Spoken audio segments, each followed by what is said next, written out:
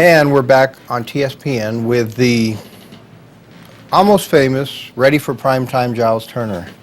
And Richard, you are famous. I don't think so, And you Giles. are very ready for primetime. I'm not nearly as talented as you because we're going to talk about something else, but first we're going to talk about your Brighton Beach Memoirs production at Amador High School Drama. Last night was the opening night, Richard, and it was exciting. It all of a sudden magically came together, and it's an absolutely charming story. Neil Simon talking about his youth in Brooklyn during the late 1930s, and the fact that poverty was a major factor in their family, and his aunt had to move in with her two daughters, and and the boy Jaron Esparza and Joseph Hedema, it's double cast, who play the boys who play Neil Simon, talk to the audience. They break the fourth wall, and they now, as teenagers, they tell you what's going on. The picture we have up now, is that of the whole cast? Yeah, more or less. Now, can you tell me, is that a term that's used too much? It magically came together. Does that? It is. Does that always happen on plays? No, it doesn't. But in Shakespeare in Love, the film, which Tom Stoppard wrote the copy for, they make fun of that phrase. You know, well, how's it going to happen? It's magic.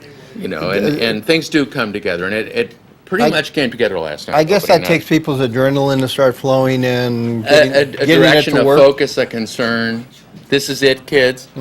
Like athletes in a practice season, maybe just sort of going through the motions. But then when that kickoff is there for the first league game, it's different. Yeah. Well, some people just like studying for tests. They don't really get it together until the night before, right? Right, exactly. So tell us about Brighton Beach Memoirs. It's out of New York, the original Brooklyn. concept. Neil Simon wrote a trilogy. The first one was about his teenage years, Brighton Beach Memoirs. The second is autobiographical. And Neil Simon, if people don't know, is a very famous playwright. The most successful American playwright of the 20th century. The second play was Biloxi Blues. He's talking about going into the service in the Army during World War II. And he wrote a third play, and guess what? I forget the name of it. But Brighton Beach is the first one.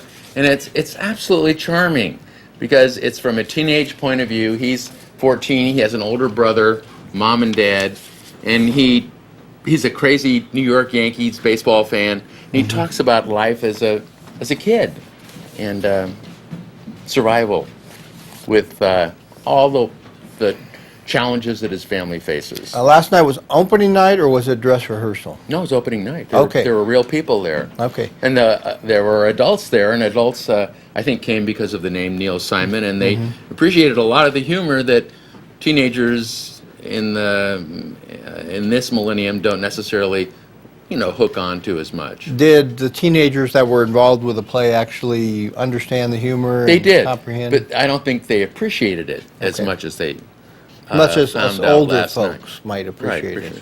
Older folks. Yeah. We're both getting gray, but I think I'm Well, you gray. got here, Richard. So. When is the play? Last night was opening night. How long does it Tomorrow run? night, Thursday, 6:30, a school night, and then Friday and Saturday at 7. Okay, and it's at Amador High School.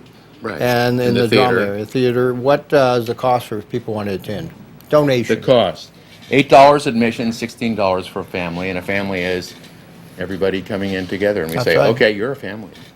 Yeah, you might want not want to bring cousins and Well, people live at your house. maybe immediate family. Right. Yeah. So I want to just briefly talk about quickly. You're involved in a production Beth Barnard's doing up in Volcano. Beth Barnard wrote the copy for a mystery dinner spoof on the Antiques Roadshow concept, which Amador Arts has taken a hold of, and it's going to be at the Imperial Hotel in Amador City on a Friday night, of all things. Wow. In two or 3 weeks. That's a big big night for business. So for them letting you take the restaurant over on a Friday night, that's a big deal. It's really nice. That gal's a good lady. I'll talk about Antiques Roadshow during our supervisor segment. So the Amador Arts, Richard is coordinating the event. Okay. Which is a fundraiser. And they're Tara Forget and her board of directors have really done a good job with the Amador Arts. And Tara, we heart the arts, I guess, right? Exactly. Tara is not only in it, I think she's directing it. Okay. Great. Oh, they had a rehearsal last night, which I missed because I was up at school. But you got it down, right? No, I don't know. No, it's improvised to begin with. I think And- I think it'll magically come together. Who are these two? Well, Jaron Esparza is the boy. He plays Eugene O'Neill. And Alexis Lewis is his cousin, his younger cousin, who lives in the house. And that's part of the struggle that these people face. All right. It's charming. I got to give these young kids credit because this is very difficult what they do, and some of them do it so easily. They're just naturals at it.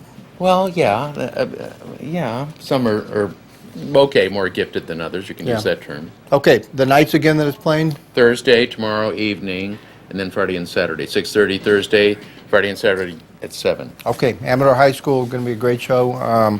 Brighton Beach Memoirs. Giles, Richard, thank you good for seeing being you. here. Thanks for wearing a tie. All right, thank you. We're going to go to a break. We'll be right back. Okay. You're watching Amador County's local television network, TSPN. From the shores of Lake Comanche